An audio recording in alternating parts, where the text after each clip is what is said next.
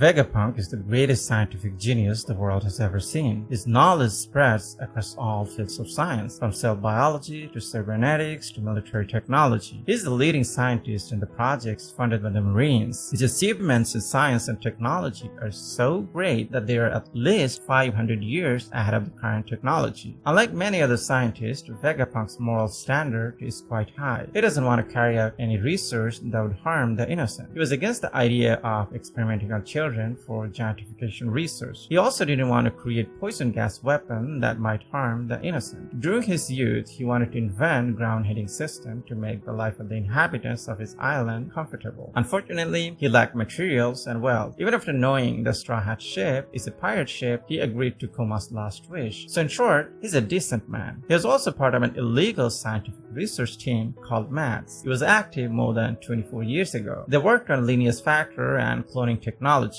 Vince McJudge, Caesar Clown, and Queen were other members of the team. But in chapter 1061, we see a young girl claiming to be Dr. Vegapunk. What's going on here? How can Vegapunk be a girl? And such a young at that? When Green Bull and Fujitora were talking inside Marijoa, Green Bull called Vegapunk as old man. A G5 Marine also stated that Vegapunk is an old man. Seriously, what's going on here? How come she's a girl now? Is it impossible for Vegapunk to be a female? Not necessarily. I think she's really Dr. Vegapunk. I mean, you can explain it with the current information we have on Vegapunk. The first explanation is going to be based on lineage factor, the blueprint of life. When Vegapunk was part of MADS, an illegal scientific group, he researched on cloning technology and lineage factor. We've already seen Germa 66 cloning technology. Vegapunk is the greatest scientist the world has ever seen, so he should be better at cloning technology than Vince McJudge. Furthermore, he works for the Marines, so he has better resources.